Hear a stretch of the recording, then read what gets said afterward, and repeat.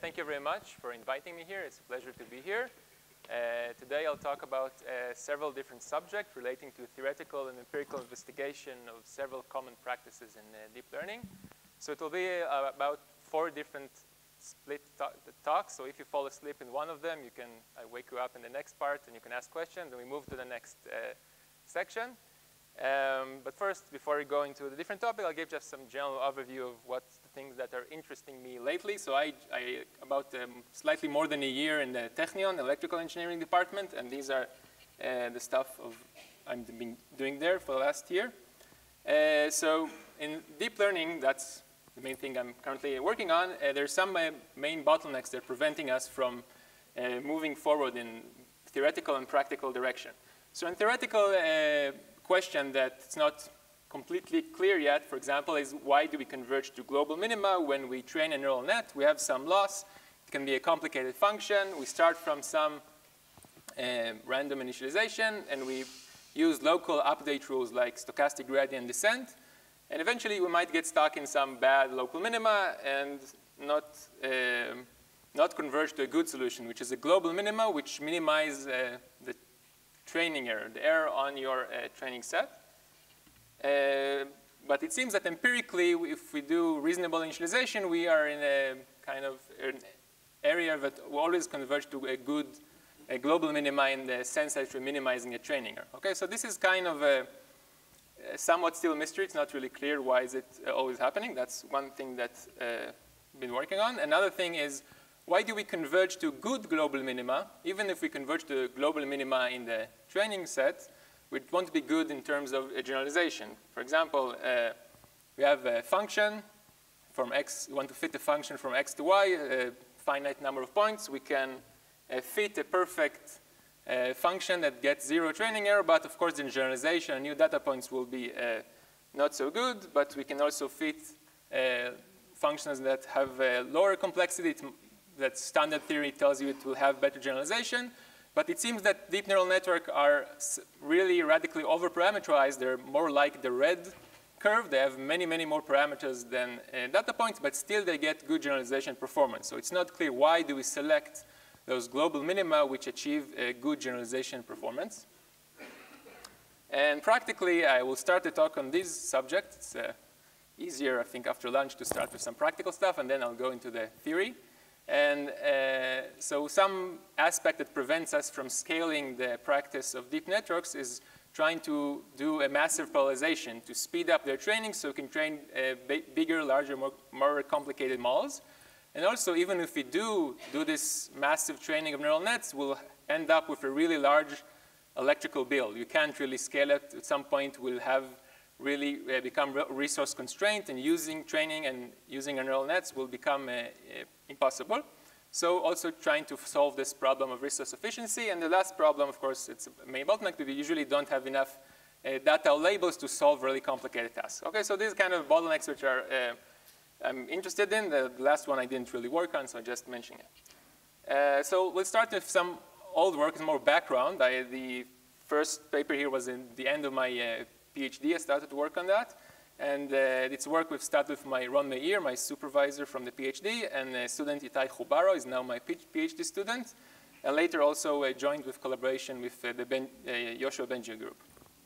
Okay, so I'll talk first about resource efficiency in the deep neural net. So deep neural nets are commonly trained on GPUs, graphical processing units, which are very power hungry. So you can't really use them, for example, on mobile phones, which are, they don't have a lot of resources like energy and memory and area. So we want to improve the efficiency of neural nets. We can use them during runtime. After we train them, we want to use them on such low power devices. Another challenge is trying to improve their efficiency during training so we can train very large models and still do it in a reasonable time and cost. Okay, so we have much to improve, right? This is the only part related to the brain in this talk. I'm saying that brains can do it in a very low energy budget, like 12 to 30 watts, depending on what estimate you look on. So it's not a very high price, and you can do quite remarkable stuff with very low energy, smaller than the one consumed by this large room here. Okay, so one solution I started with is trying to quantize the weights of the network and the neurons. What do I mean by that? So when you do one of the main computational operations in the neural net is doing a product of a matrix W and a vector of W is a matrix of weights, for example, and V is a vector of activations, and we do a product of weights matrix time vector. That's just a sum of products, which usually is computed in 32 bits. So if you replace all those numbers with plus and minus 1, both the V and the W, then this becomes a very simple operation, a product of plus and minus 1. You have this table. This is called a XNOR operation. It's not XNOR, not XOR, right? So you can do it, calculates very easily and cheaply. And if you can replace all the weights and activation with plus minus 1, you get a huge benefit. Of course, first you have less memory, right? You need to store less memory for each weight. You can gain significant speedups. For example, in our first work, you got like about 7 to 13 times on GPUs if you just use them correctly. On dedicated chips, you can get faster. And the most important thing is that you get much better energy consumption. So a major bottleneck is the multiplication operation. So the multiplication operation scales quadratically with the number of bits. So if you go from 32 bits to 1 bit, you have 1,000 times more efficiency in terms of energy. Okay, so you really want to work binary or spikes maybe in the brain. So that's really very good for energy efficiency. So we want to really have a strong motivation to use binary weights and activations. So I'll just very briefly mention how was this done in the first papers. So you have a neural net. We have weights and neurons, where the neurons are binary, sine functions, and you want to train this neural net. So to do the training, the intuition is that you need to remember all the small updates when the network was learning. So you store a high-precision version of the weights, and you only use a binary version, the sign of the weights, during your operation of the network, the forward and the backward propagation. Okay, so these are the binary version and the high-precision version. And now when you do the forward pass, you multiply each weight layer by a binary network. You have activation, which is binary, just a sine function. And each time when you do those product in the forward pass, you have a binary operation, which can be done very efficiently with only binary operations. So once you train the network, it's very efficient for inference or at runtime after you finish training. So the problem is you want to train this network, so you have sine functions, right? So if you remember, training neural nets is done using gradients like backpropagation, stochastic gradient descent. You calculate the gradient of some loss and then update all the parameters in the network. But here we have sine functions. Okay, sine functions you can't really differentiate through. There's zeros or infinity. So it adds a lot of math to think how to go around this problem. But essentially, the end result is you just ignore the sine function when you do the chain rule. Okay, so that's kind of, it works quite well. After, if you really want to know what to do, it's called a straight-through estimator. You do calculate the gradients and just ignore the sign when you do the backpropagation. And that works reasonably well with the current neural net. But you still have high precision gradients. So here the training is done in full precision. But after you train the network, you have a binary neural net you can now use on your chip. So this is just our old work from 2014. Then it was the state of the art on this MNIST CVH and CFR10. It was the first paper that we showed we can train binarized neural net and get the same performance as 32-bit on those relatively small data sets at the time. And then afterwards, people tried to scale this up for Imagenet, for example, and found that if you just move from 32-bit to 1-bit, then you decrease your test accuracy significantly. It's still actually quite okay, reasonable in comparison to previous older models of the network like AlexNet. But if you increase the width of the network, you increase the number of channels times 2 or 3, then your performance can improve much closer to the original performance of the 32-bit. Okay, so you kind of go back 1 bit and then increase the size of the network. So we ask, okay, so did we gain anything? We kind of increased the width by 3. You increased by 10 the number of parameters. So yeah, so this now we can try and see what do we save in terms of compute or energy. So let's just look here. So in terms of energy, I told you in the beginning that going from 32-bit to 1-bit, you improve by 1,000 times the energy. So if you increase the width by 3 and the number of computations by 10, then you still save 100 times in terms of energy. So in some cases, it's still very useful to use low precision operations if your compute is what you want to save on. Okay, so it's still a lot of work trying to scale this to different architecture, and for example, recurrent neural nets are still hard to train using very low precision. Okay, so this is just some more of background. I'll give some intuition maybe on why is that even possible, okay? Because it's a very hard operation. You're training a neural net with 32-bit precision. You just quantize everything to plus minus 1. How is it even working? So maybe some intuition to that. So let's give a mathematical intuition. Suppose you have a Gaussian random vector, and you have 2 of those vectors. If you look at the direction of those 2 vectors in high dimensions, it's with high probability around 90 degrees, right? They're almost orthogonal with high probability. So now I'll ask you a question. What is the angle between this Gaussian random vector and its sign? When I'm saying sign, it's just plus minus 1 of each of its components. So you just throw away the magnitude and stay just plus minus 1. Any guesses? 0, almost 0. In high dimensions, 37 degrees, that's the result. It's very close to 0 in high dimension, right? It's much smaller than 90 degrees. It's very significant result, right? So, so it turns out that when you do hard quantization, for certain ensembles, you still kind of keep the direction not completely different from what was before.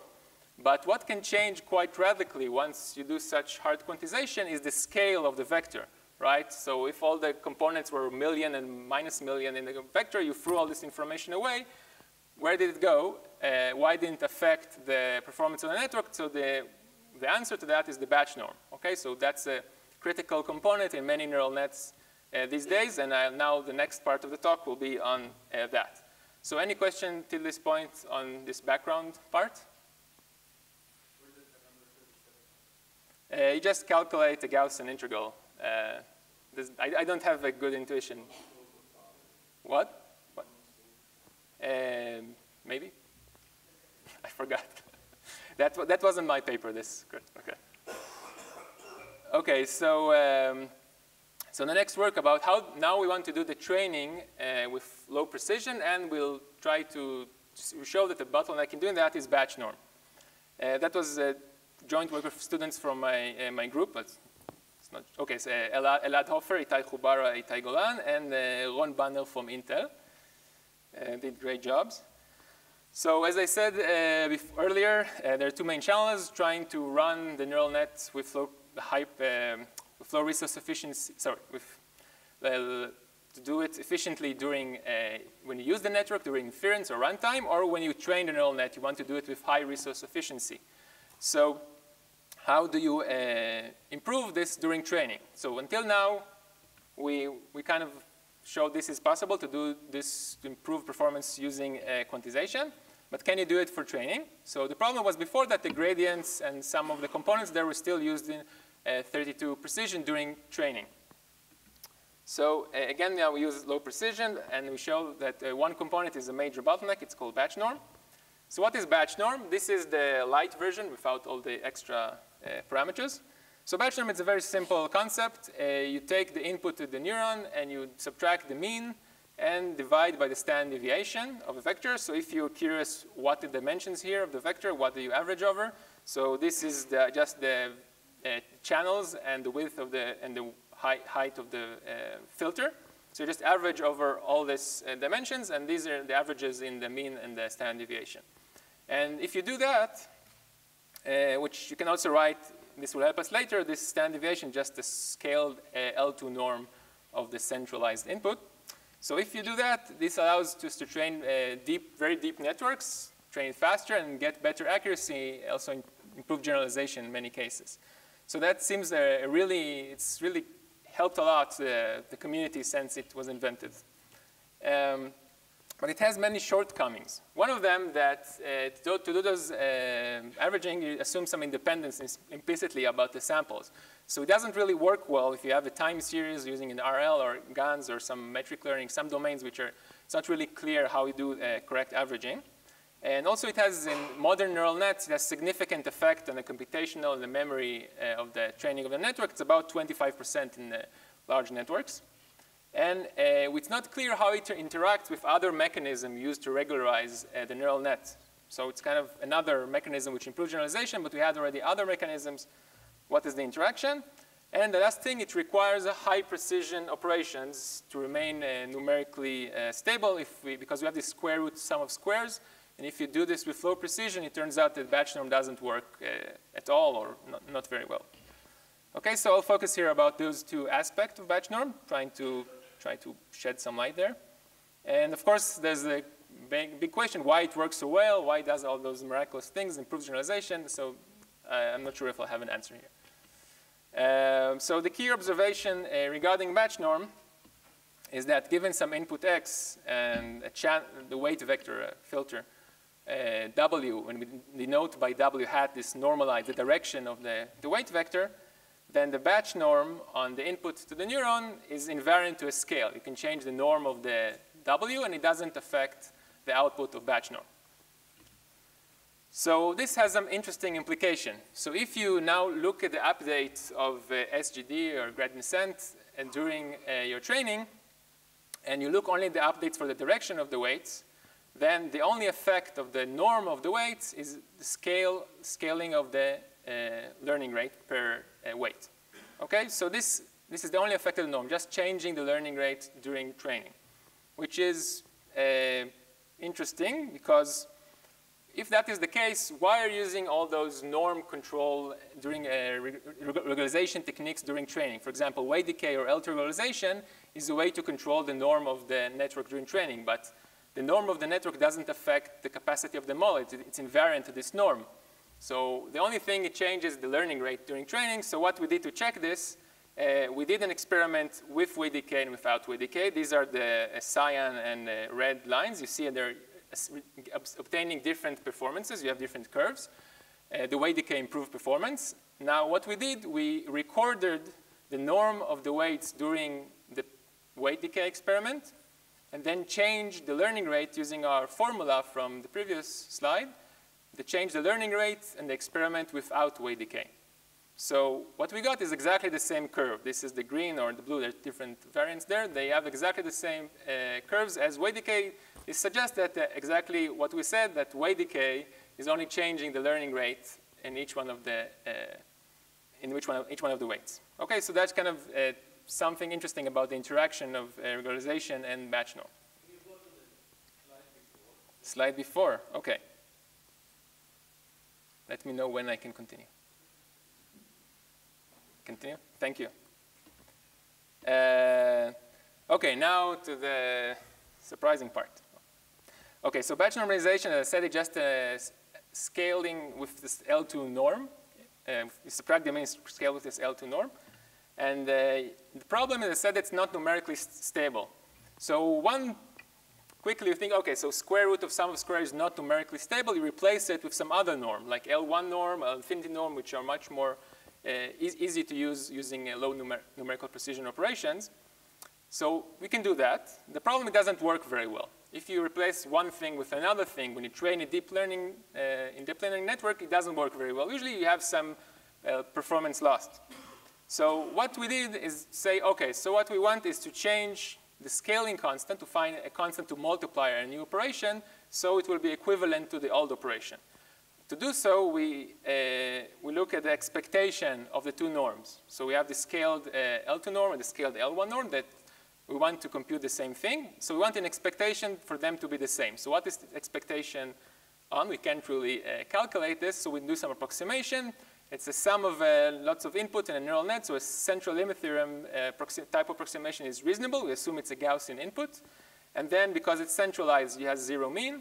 And so we can just calculate analytically both norms, this L1 norm, the L2 norm in expectation, and find they have this ratio of square root of pi over 2, right? Those square root of pi appear everywhere, and they're, I guess, important. So this is a very small number. It's a very insignificant number. It's 1.25. Like, you don't expect that multiplying by 2.5 will affect your performance, and we kind of say, okay, that probably won't help. But when we try that, it actually solved the problem. If you do the red one is the L1 without the constant, the green one is with the constant, and the blue is the L2, the regular batch norm. And you see that with this small constant of 1.25, we get exactly the same performance as the regular batch norm with the L1 batch norm. And we tried this for different networks. So we get on Imagenet, Resnet 50, like state-of-the-art models, you get the same performance with the normalized L1 and the L2. Okay, so it works the same. Yes? When you just do the operation, you calculate this L1 during learning. Wherever you use batch norm, you just multiply by this square root of pi over 2. Changing the learning rate will have a different effect. Well, it depends on where do you put it. Okay, so you could reproduce it using changing the weights or the learning rate. Okay, so but this is the easiest way to do it. Just change the operation, and that's a drop-in replacement. You don't need to do any other tweaking of the network after you do this, put in this constant. So why is that good for anything? We have this L1, so we go back and say, remember that if you use L2 batch norm and floating point 16, you get this magenta curve here. It doesn't work at all. If you use L1 batch norm, scaled one, you get exactly the same performance as the L2 norm with 32 floating points. So we can now get lower training precision and get the same performance. Doing some more tricks, I won't get into that. It's in a different paper. We can go even to 8-bit complete training of a neural net with 8-bit integers. And that is very useful for, again, acceleration of training. Any more questions on this part? Excellent. I guess it was very clear. Or not. OK, so this now is a joint. Oh, you have a question. Sorry.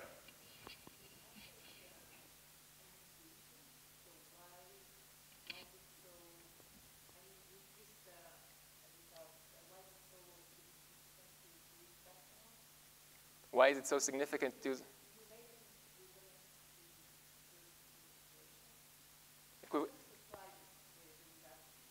So what is, you're asking about why batch norm in general, like the regular one is important, or L1 to?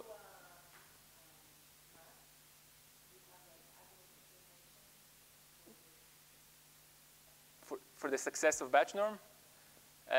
OK, that's kind of not exactly related, but my best one partial explanation is the batch norm helps you prevent a explosion of the variance when you go do the feed forward. In specific in Resnet, you have this problem. If you just do a random initialization, you sum all those paths together, it explodes invariance exponentially. So the batch norm kind of stops that and allow the training to go much more smoothly. But there are probably other effects like generalization that are not well understood. So that's my.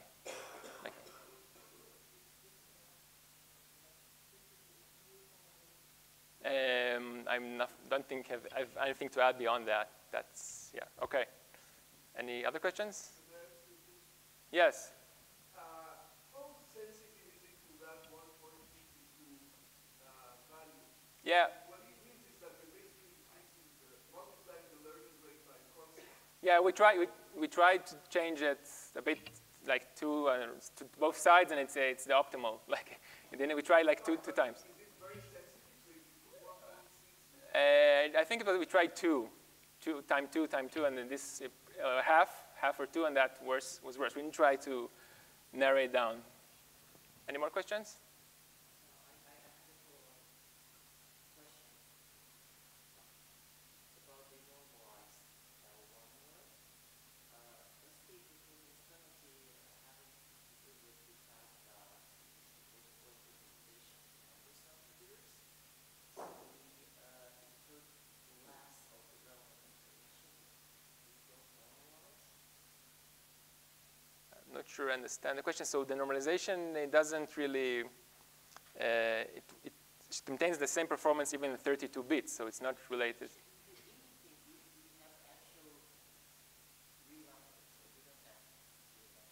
Yeah.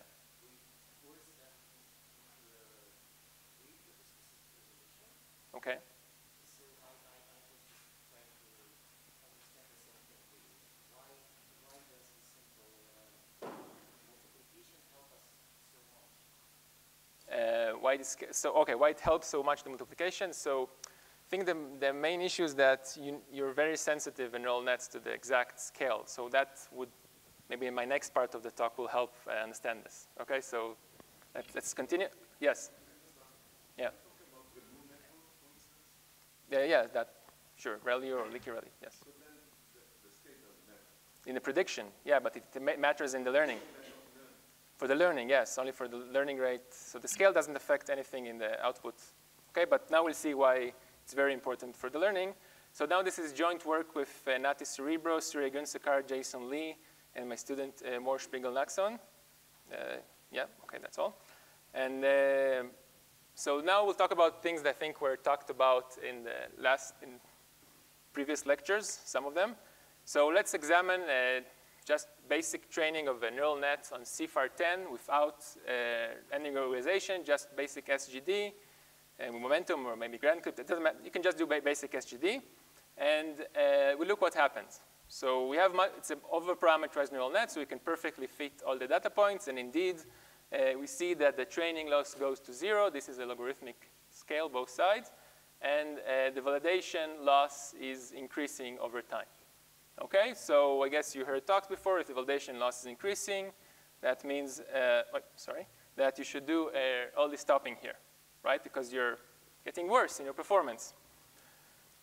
No, you shouldn't. Why? Because what you really care about is not the loss you're optimizing on, is the loss, the 0-1 loss, meaning how many samples you're correctly classifying in your validation set. Okay, if you're correctly classifying more examples, you're accurately predicting that the digit 10 is 10 and so forth, then that's what you care about. You don't care about the value of the optimization loss. And if you look on that, on the test or on the validation set, you see that this keeps decreasing over time. It decreases very, very slowly. Again, this is a logarithmic scale, but it keeps decreasing. Okay, so that's kind of weird. Why is that happening? Why is there such a mismatch between the two? Seems like we're kind of overfitting here and training loss going to 0. And also a weird thing is that the weight norm goes to infinity. It keeps increasing in a log of t scale, which is weird and actually very important. I think 2 previous talks ago was mentioned that neural nets are very overconfident in their predictions. This is one of the reasons why. Because the norm go to infinity, you just eventually be completely sure in all your predictions. You won't assume you're making any mistakes. So it's very important when you want to make probabilistic predictions. So now we'll show that this is also happening in linear, just one linear classifier. Okay, so assume we have a logistic regression. Okay, what is logistic regression? You have a linear classifier and you optimize it using a monotonic loss. Okay, so you want to correctly classify all the examples. You have just 2 classes for simplicity, blue and red. And you want to minimize this loss. You're doing, for example, using gradient descent. And we will assume this data set is linearly separable, as was defined in the previous talk. Thank you very much. Why do we assume it's linearly separable? Because we know, again, the training loss and error goes to 0 on deep networks. This means that the last hidden layer of the neural net is linearly separable. If it was not linearly separable, we could not have got 0 training error eventually. So it must be separable, and therefore we're interested in this linearly separable case. This is what happens in the last layer of the neural net, okay, assuming two classes.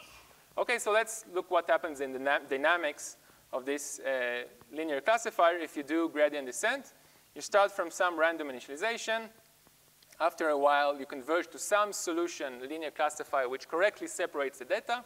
So that is a global minimum on the training set. So do you correctly classify? So you have many possible global minima, right, that correctly classify all data points. So how do you select which global minima do you select? I think the answers was mentioned yesterday. So what happens is that you go to the max margin solution, okay? The solution which maximizes the margin between the 2 classes. So why this happens? So after you correctly classify all the data points, your norm will go to infinity because your loss function is monotonically decreasing. So your norm will increase, you become more and more sure in your predictions, your loss will increase, and you'll keep optimizing. So your norm will be going to infinity after you converge to some correct classifier. And when the norm goes to infinity, the loss, because the loss is monotonically decreasing, is vanishing on all the points. And specifically, it vanishes the most on points which are farther away from the separating hyperplane.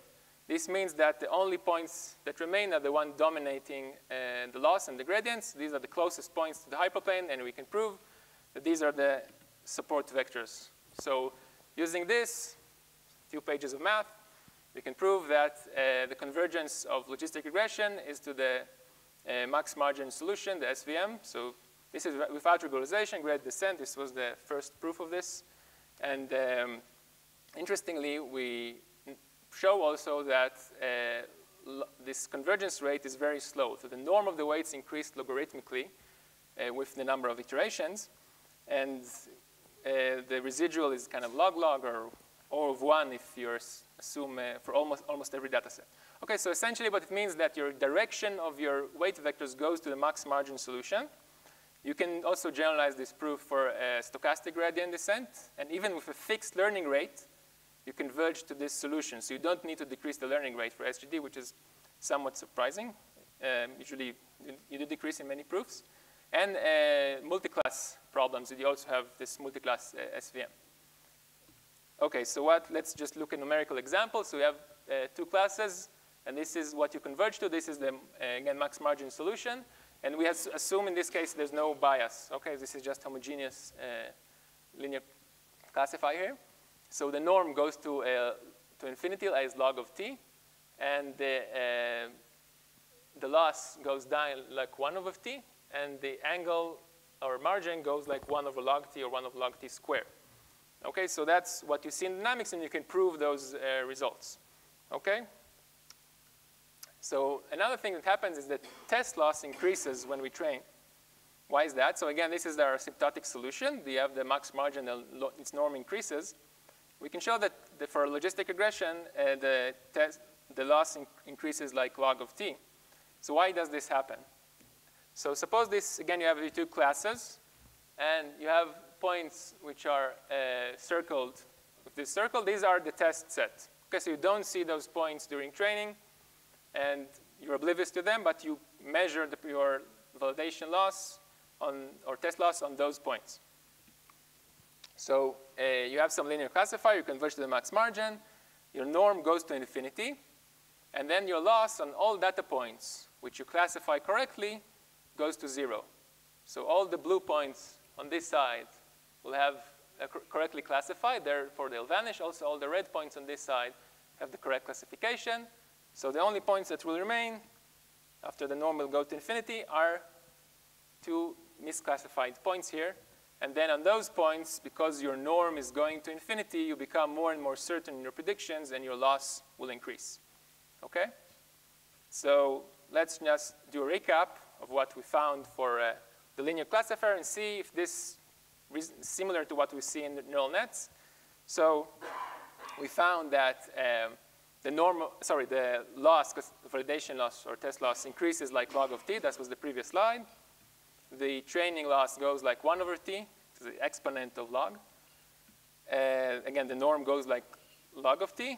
And the test is kind of like maybe 1 over log t. That's kind of the hand wavy part, because I told you that the angle to the max margin goes very slow, like 1 over log t. So that may be related to the generalization performance of the network. OK? Some corollaries of this result. So this is a bunch of corollaries after this one. If you use other types of training methods like Adam, which is very popular in some cases, you can see empirically that you don't converge to the max margin solution for some examples. And you can prove this for certain, like I think for undergrad, you can also prove that it converges to something else, which depends on the initialization, your learning rate, all your things you don't want your solution to depend on. So it becomes more brittle if it's not SGD. Another thing that is interesting is that, okay, so we have the logistic loss, which has an exponential tail. The same result holds for other exponentially tailed monotonic loss functions. And now what happens if you use other loss functions? So what we proved, again, given some assumptions, this is for linear classifier or linear neural nets, you can show this. The loss with the exponential rate, the loss of the best rate of convergence to the max margin is the exponential loss. If you have a heavier or lighter tail, you'll converge slower. So that might be interesting explanation to why exponential tail losses are more common in deep learning, perhaps. Another nice thing you can show is that if you use polynomial tails, you don't converge to the max margin. Okay, so you need to be super polynomial, and that will be cause convergence to the max margin. Okay, now we said that the convergence of the angle is like 1 over log t to the max margin. That is very slow. We don't want to wait exponential iterations to converge to the max margin. So maybe we can accelerate. One method we found that can accelerate the speed on linear logistic regression or exponential loss is by normalizing the gradients. Just normalize the gradient by its side, it's a full gradient. So for SGD, it's more complicated. And this alone accelerates the convergence speed to 1 over square root of t, except some logarithmic corrections. And this really speeds up the performance on linear classification. And surprisingly, we found it also helps on nonlinear neural nets. This is a synthetic example. We have MNIST and also CIFAR result. It seems that improves performance in this full batch case. Some other results. Okay, so we talked about logistic regression. We have a lot of generalization. Just mention a few of them. For example, if you look at a deep ReLU network and you assume all the activations, the 0, 1 converge to some stationary solution, then you can, and you optimize only one layer in the network, so it's a non-convex problem if it's not the last layer. Then you can show you minimize the Frobenius norm on that layer given the max margin on the output of the network. Okay, and we have some generalization of this result to a more differentiable neural net, nonlinear one. We can also show that you minimize the Frobenius norm and maximize the margin on the output of the neural net. Okay, so this is for a nonlinear extension, but to understand what it means, we go back to linear neural nets. So suppose we do this gradient descent on linear neural nets with logistic regression. This is just a product of weight matrices until we have a weight vector in the end. So if we do this gradient descent, in the end, we converge again to the minimum L2 solution of this max margin on the product of all those matrices. So it's not very interesting. It means that no matter how many weights do we have, we converge again to the same solution. So it doesn't affect our asymptotic solution in this fully connected case. But if we use convolution neural nets with finite filters and one channel per layer, just for simplicity, we can show that we converge to something else, which depends on number of layers. We converge to the minimum 2 divided by L norm of the Fourier coefficients of the weights. Okay, so we're kind of selecting sparse components of the Fourier domain. And the deeper the network go, we become sparser and sparser. Okay, so we have some numerical result to back this up. So it seems to be a true, really this effect happens, and you select more sparsely your features. And there's some results also connecting this to what happens in nonlinear neural nets. Yeah, okay, so I said this. So just another prediction that not us, 5 minutes. Okay, good, so finish this. So one nice prediction this gives us that might be interesting, that we converge to a max margin solution in all those cases. Max margin does not depend on the weighting of the data points. So if we take the data point and multiply it by its contribution to the loss by 10 or something, it will not affect the max margin. Or if we just add more points in the same point, just multiply the number of points in one point, this will not affect our solution. So our solution only depends on geometry of the problem. So a prediction of that if you train over-parameterized neural nets with important sampling or just changing the weighting of the the samples, it will not affect the solution. That's a problem because in many cases, people use importance sampling as to go from one data set to the other. And indeed, this was examined not by us, other group. And they showed here's an experiment where you give 10 times more weight to those data points. Like you add 10 points for each point here. And here you have 10 times more weight to this green data set. And here they have the same weight. And we see you converge to the max margin even quite quickly in one epoch. But if you have different, like more weights here, so you converge to a different solution after this is one epoch. But if you do more and more training, eventually you will converge to the same solution. So your solution, this is you can do it in logistic regression, also in nonlinear neural nets. You get, again, does not depend on the weights of the neural net, given that you're training log enough without regularization. Yeah, this is a deep network, and also on CFAR 10 they did this. Okay, so this is the synthetic and CFAR, and this was a nice prediction that we didn't made, and it was confirmed. Okay, I can do for 3 minutes. How many is that? 3, great. So I'll do this. So this is a very simple subject I kept to the end.